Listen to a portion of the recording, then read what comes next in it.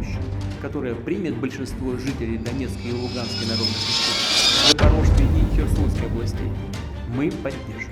فلاديمير بوتين على مقربة من الضغط على الزر الأحمر لتبدأ حربا نووية لا يحمد عقباها. موسكو تطلق تحذيرها الأخير تجاه الولايات المتحدة الأمريكية عقب إرسالها لأسلحة فتاكة للمعسكر الأوكراني.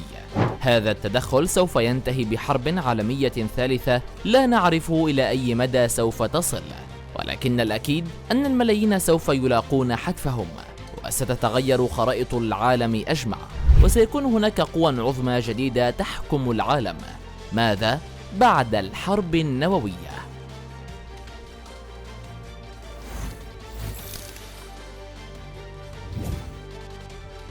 اشتعل الصراع العالمي بين روسيا والولايات المتحدة الأمريكية ووصل إلى أعلى درجة فيه على خلفية الحرب التي شنتها موسكو على أوكرانيا في 24 من شهر فبراير الماضي.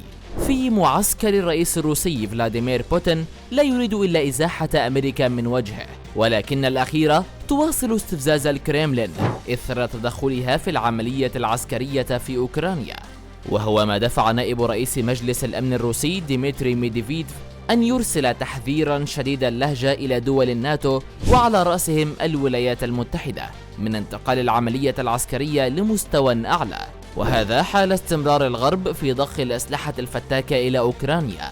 سوف تختفي كل الحدود المرئية للنزاع، ولن يكون هناك مجالا للتنبؤ بإجراءات أطرافه. كانت هذه الكلمات هي التي أطلقها نائب رئيس مجلس الأمن الروسي في تهديد صريح ومباشر من الكريملين تجاه الولايات المتحدة الأمريكية، ولم تكن هذه المرة الأولى التي تهدد فيها روسيا باستخدام النووي، وهو ما يعني أن موسكو ترفع حالة التأهب إلى الحالة القصوى استعدادا لإطلاق أول قذيفة نووية تجاه أمريكا. فمنذ أن غزت روسيا أوكرانيا كان العالم يخشى شيئا واحدا، وهو الأسلحة النووية الروسية، ولا يظهر في الأذهان إلا المرة الوحيدة التي استخدمت فيها الأسلحة النووية خلال فترة الحرب، عندما هاجمت الولايات المتحدة مدينتي هيروشيما وناغازاكي اليابانيتين عام 1945 وخلفت دمارا شديدا، حيث قتل ما يقدر بنحو 120 ألف شخص على الفور وعشرات الآلاف في الأشهر التالية. وقد عانى أولئك الذين يعيشون على بعد 1.5 كيلومترا من نقطة الصفر من حروق ومضة وأضرار جسيمة في أجسادهم.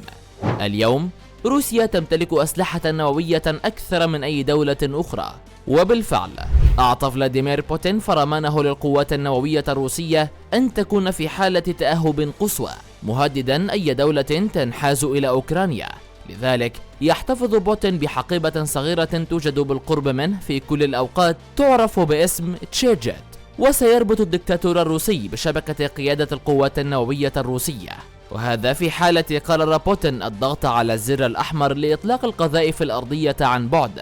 عندها سوف تستغرق هذه الصواريخ الأرضية حوالي 30 دقيقة فقط للوصول إلى الولايات المتحدة، وفي حالة إذا جاء الإطلاق من غواصة متمركزة بالقرب من الأراضي الأمريكية فلن يستغرق الأمر سوى 10 إلى 15 دقيقة حتى تهبط الضربة. ولكن في كلتا الحالتين وبمجرد إطلاق الصاروخ سيكتشف نظام الأشعة تحت الحمراء الفضائي للجيش الأمريكي الأمر في غضون دقائق، وبعدها سوف يتم تنبيه الرئيس جو بايدن، وبعد لحظات قليلة من المحتمل أن يكون الرد هجوما مضادا فوريا، وهذا يعني نشر مئات إن لم يكن الآلاف من الطائرات والغواصات النووية ومركبات المدفعية الثقيلة البرية المسلحة بالصواريخ النووية. هذا العمل العسكري الضخم سيكون مجرد رد فعل على الإطلاق الأول لروسيا، وإذا حدث وانفجر رأسا حربيا في العاصمة واشنطن فسيتم تدمير كل شيء على بعد حوالي 1 كيلومترا. سيقتل على إثرها أكثر من 45 ألف شخص، ومن المتوقع إصابة 300 ألف آخرين. يمكن لأي شخص على بعد 8 كيلومترات أن يصاب بالعمى المؤقت بسبب وميض الضوء الساحق من الانفجار الهائل، ويمكن أن يلتف حول الناس التي على بعد 30 كيلومترا من الانفجار بمزيج من الغبار والحطام والمنتجات الثانوية القاتلة للإشعاع. الحقيقة المروعة هي أن الآثار المدمرة سوف تغطي العالم بأسره، إذا فجرت روسيا والولايات المتحدة ترسانتهما الكاملة من الأسلحة النووية، فسيتم تغطية الكوكب بأكمله بغطاء من السخام في غضون أسبوعين فقط. هذا السخام من شأنه أن يمنع ضوء الشمس، ويمكن أن يخفض درجة الحرارة إلى ما دون درجة التجمد حتى في أشهر الصيف، وقد يستغرق الأمر 10 سنوات حتى يتبدد مرة أخرى. خلال هذه الأعوام سوف يتغير كل شيء، ستنهار أكثر من دولة في مقدمتها روسيا والولايات المتحدة الأمريكية.